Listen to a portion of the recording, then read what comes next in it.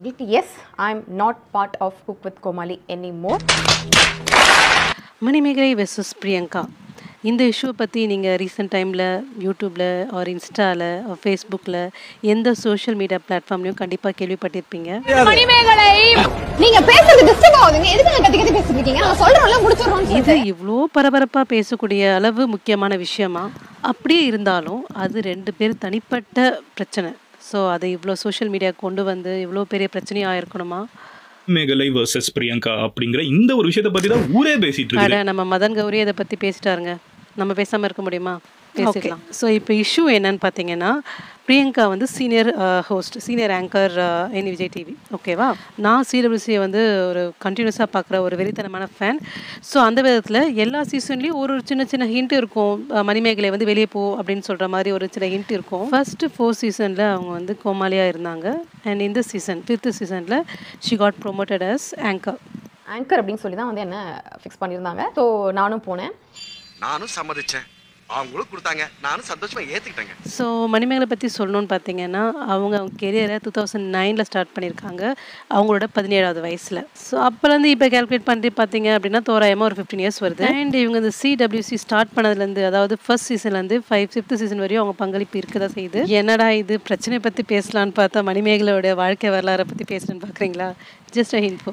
And இந்த CWC 5th சீசனில் பிரியங்கா ஒரு கண்டஸ்டன்ட். அண்ட் சில சமயம் வந்து அங்கங்கே வெறுப்பேற்றுவாங்க. யூஆர் நாட் த ஆங்கர், நீ வந்து கோமாளியாக இருக்க தான் உனக்கு தகுதி இருக்குது அந்த மாதிரி சொல்லுவாங்க.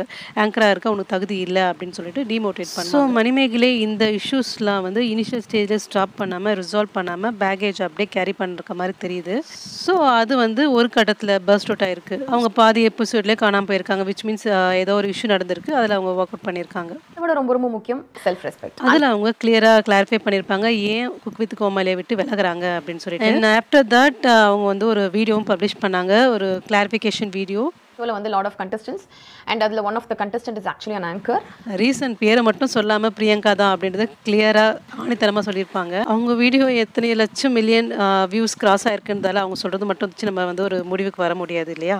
மேடம், உங்களாலாம் எங்களை ஒண்ணுமே பண்ண முடியாது, எங்களுக்கு எந்த ரூல்ஸும் கிடையாது. ஸோ ஒரு காயினுக்கு 2 சைடு இருக்கும், அந்த மாதிரி கான்செப்டில் தான் பிரியங்கா சைட்லேருந்து எந்த ஒரு விளக்கமும் இதுக்காக தரப்படலை.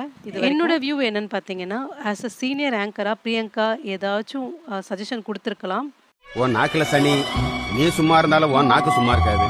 அது இனிஷியலாகவே பிடிக்காத பட்சத்தில் மணிமேகலை அங்கேயே அவங்ககிட்ட கிளியராக பேசியிருந்துருக்கலாம். இல்லை எனக்கு இந்த மாதிரி எந்த சஜஷனும் கொடுக்காதீங்க, என்னோட ஜாப்ல இன்டர்ஃபியர் பண்ணாதீங்க அப்படின்றத கிளியர் கட்டாக அவங்க சொல்லியிருந்துருக்கலாம். இல்லைங்க அந்த மாதிரி உட்காந்து பேசுகிற மாதிரி பர்சன் கிடையாது அப்படின்னு உங்களுக்கு ஃபீல் ஆச்சுன்னா ஜஸ்ட் நம்ம திங்க் பண்ணணும், நம்ம செல்ஃப் ரெஸ்பெக்டை எப்படி காப்பாற்றிக்கலாம், நம்ம ஸ்டாண்டை எப்படி நம்ம வந்து கரெக்டான பொசிஷனில் நிற்கணும் அப்படின்றது நம்ம தான் திங்க் பண்ணணும். லைஃப்பில் எப்பவுமே எல்லாரும் நம்ம ஃப்ரெண்ட்ஸாக இருக்க முடியாது, கரெக்டாக? அண்ட் எல்லாருக்கும் நம்ம முன்னுக்கு வரணும் அப்படின்ற மோட்டிவ் கண்டிப்பாக இருக்காது.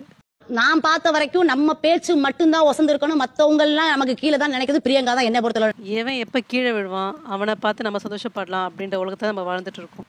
இப்படி இருக்கும்போது பிரச்சனையை விட்டுட்டு நம்ம ஓடிட்டே இருக்க முடியாது இல்லையா? ஸோ இப்போ மணிமேகலை வந்து அந்த ஷோ விட்டு ஒர்க் அவுட் பண்ணிட்டாங்க. ஸோ அவங்களுக்கான ஒரு பிரச்சனை வந்து அவங்க ரிலீஸ் ஆகிட்டாங்க. ஆனால் இன்னொரு ஷோக்கு போனால் இந்த மாதிரி பிரச்சனை வராமல் இருக்கும் அப்படின்னு நம்ம தான் ஷூரிட்டி கொடுக்க முடியுமா? ஆனால் நான் அதுக்காக நம்ம செல்ஃப் ரெஸ்பெக்டை வந்து விட்டு கொடுத்துட்டு நம்ம அங்கேயே இருந்து நம்ம போராடணும் அப்படின்னு சொல்ல வரல. கண்டிப்பாக சேலஞ்சஸ் இருக்கும், நெகட்டிவ் பீப்புள்ஸ் இருப்பாங்க. நம்ம அவங்கள ஃபேஸ் பண்ணிக்கிட்டு நமக்கு கேட்ட கரெக்டான பாத்தில் நம்ம வந்து மூவ் பண்ணுறதுக்கான நம்ம ஒர்க் அவுட், நம்ம எப்படி நம்ம நிலையை வந்து இம்ப்ரூவ் பண்ணலான்னு யோசிக்கணுமே தவிர அவங்கள பார்த்து நம்ம ஓடக்கூடாது.